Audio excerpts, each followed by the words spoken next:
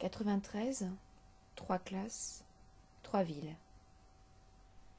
Il s'agit de mêler cette fiction, l'année 75, à une autre fiction qui ne se donne pas comme telle, l'année 2013, celle où il s'agit d'écrire l'année 75.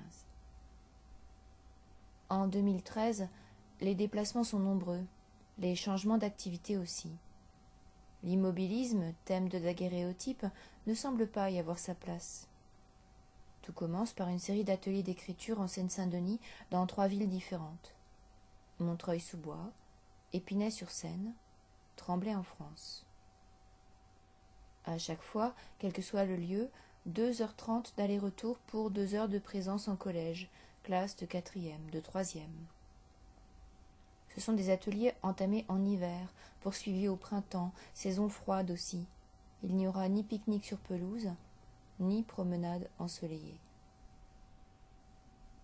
Tout commence par aimer nommer les 3 villes en entier, avec leurs bois, leurs Seine, les Gonesse. Que vient faire là ce en France, redondant apparu en 89?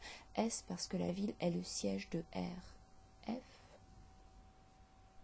Aimer également les noms en raccourci, leur familiarité. Ne pas aller voir sur la carte comment les villes se situent les unes par rapport aux autres. Se laisser porter, transporter sur rail, sur roue, en lisant un peu, en regardant, à pied. Hier, le 10 juin 2013, eut lieu le dernier déplacement à Tremblay. Que dire, avant de mêler ses trajets au voyage d'Agnès Varda qui, elle, s'envole dans le monde entier. Sur l'instant, il n'y a pas, croit-on, grand-chose à noter, tout semble évident et proche. Sur l'agenda s'inscrivent les horaires, l'adresse, l'itinéraire, le nom des enseignants, s'y ajoutent les mails, numéros de portable. C'est à peu près tout. Aujourd'hui, 10 juin donc, que reste-t-il, vite, en vrac, de ces 60 heures d'atelier, de ces 60 trajets? Avant d'oublier tout, dis-moi. Le fait d'avoir emprunté le métro, le bus, le train, le RER en transport couplé. La gare du Nord, point névralgique. Les couloirs de la Chapelle, la station de RER, la partie banlieue, reléguée près des anciens trains appelés Petit Gris, en partance pour Beauvais. Les maisons d'Enghien, à colombages, à jardins, à décoration de Noël. Le contraste avec Épinay quand le panneau de la ville précède les HLM.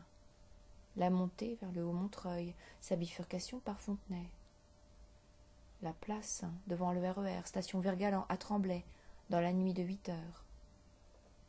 Le pont du canal de l'Ourcq à Tremblay toujours, gelé, sous neige, brumeux et verdi. Le tabac de l'arrêt La Paix à Montreuil, ses éboueurs au bar, ses gratteurs de jeux, ses parieurs aux courses. La marche dans les ruelles vides, quand le bus ne passe que toutes les demi-heures.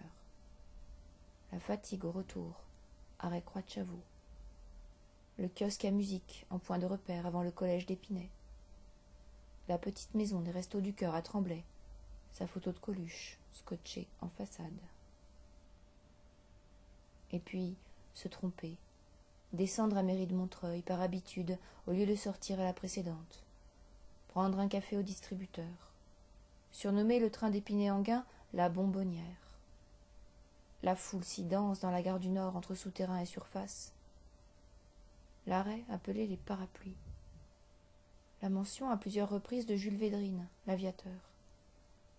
Les panneaux de danger à l'entrée des cités. Les tags décryptés pendant les promenades avec les élèves. Les poubelles de diverses natures durant le parcours à Montreuil. L'importance vitale des bus. Le sentiment constant de l'enclave. Le lac dans le parc. Les souvenirs d'enfance. Le rideau de fer de la bibliothèque. Et encore, le cinéma qui paraît si loin, à Épinay, longer les routes dangereuses. La tour Obélisque, lever tant la tête qu'on ne voit plus rien des cités autour. Une maison de sorcière en face du collège. Le stade vide, son herbe grêlée. Les matins à se lever tôt dans la nuit toujours présente vers les corps lancés sur les quais. se presser sans avoir à l'esprit que 4 heures plus tard ce sera fini, déjà, cette entrave, que la liberté d'aller et venir reprendra de l'ampleur dès la descente du train, du bus, du RER, autrement dit, à Paris. Ça fuse, va vite, si vite, cette joie d'avancer, de partir, de sortir du métro et d'écrire à nouveau. Une joie qui n'est pas une fuite, simple cohérence avec ce qui se dit durant l'atelier. Se presser, puis anticiper au fil des voyages le temps perdu, sa complexité, les méandres, accidents divers. Être désormais en avance. Ne plus se laisser perturber par les cadences, les trains annulés, les stations qui ne s'affichent pas. Se créer des points de passage, un langage secret entre les étapes. Mais auparavant, voici le point d'arrivée. Les collèges abîmés, pas toujours, mal conçus dès l'entrée, pas toujours non plus.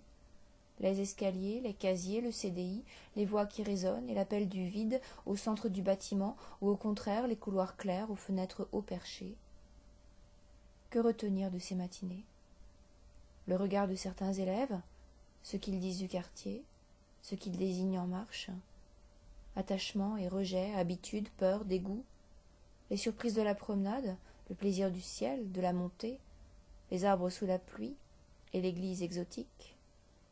Surtout, ce qui a fait leur enfance, à eux qui ont 13, 15 ans, mémoire neuve de lieux sans histoire, du moins en apparence, le quartier de Tremblay, où, comme on l'imagine, espaces intermédiaires grevés, usés, rien à en dire.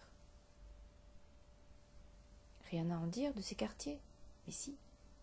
Et c'est toute la question, ce que l'on cherche ensemble. Les voilà guides, s'ils veulent. Les voilà dans le décor, détail, dans la perception fine. Et l'on apprend que les barbecues du bord de Seine sont interdits, mais qu'on en fait quand même. Que patiner sur le lac gelé est interdit, mais qu'ils y vont, y tombent, nagent, se relèvent, disent-ils. Que dans cette ville de Tremblay, qui, en droite ligne du RER, paraît pavillonnaire, on trouve un quartier BHV, boulevard de l'Hôtel de Ville, dans lequel ça brûle, a brûlé, où la télé est venue se poster, se planter, planquer ses caméras. Qu'à Épinay, devant telle cité, il vaut mieux ne pas photographier les façades, les fenêtres, les voitures, les visages, ni même les réverbères. Et alors? Rien. Mais si, les déchets amoncelés, les murs entreaperçus qui tombent en ruine, ou sont roussis, noircis. Ne rien voir des cités, ou ne voir qu'elles. Qu'y a-t-il à voir des cités hors flamme? L'arbre au centre de la place, la fenêtre qui s'ouvre, et c'est le frère, la mère qui apparaissent. L'unique parabole sur la plus haute des tours, tout cela le matin. Il est possible qu'ensuite la perception se transforme, on n'en sait rien, on ne le saura pas. Ce qu'il y a à dire des cités au matin, à midi, l'après-midi, le soir, la nuit, dans la nuit noire, et encore au petit matin, la voilà, la chose importante. Ce qu'il y a à dire va de pair avec l'emploi du temps, la route, les voisins, le plan de sauvetage, le manque de place et de sommeil, la surveillance constante dans les halls d'entrée, derrière les rideaux et les stores, l'ironie, le dégoût, oui, le mot revient, c'est ainsi, le dégoût qui les tient, les blesse pour certains quand ils parlent de leur quartier. Ne généralisons pas, ne mêlons pas tant les trois villes, ni les impressions, déformées déjà. Il y a encore les fleurs, les plantes, les chromes, les couleurs, les lignes de désir. Tenter de regarder un peu autrement ensuite n'est pas si simple, on s'en doute. Ce n'est pas pour tous, ni à chaque séance que ça fonctionne, bien sûr. Mais parfois, un arc se tend, pleine cible. Des allers-retours qui vont disparaître, devenir souvenirs, auxquels s'ajoute un diaporama de photographies dont on ne sait maintenant que faire. Au juste.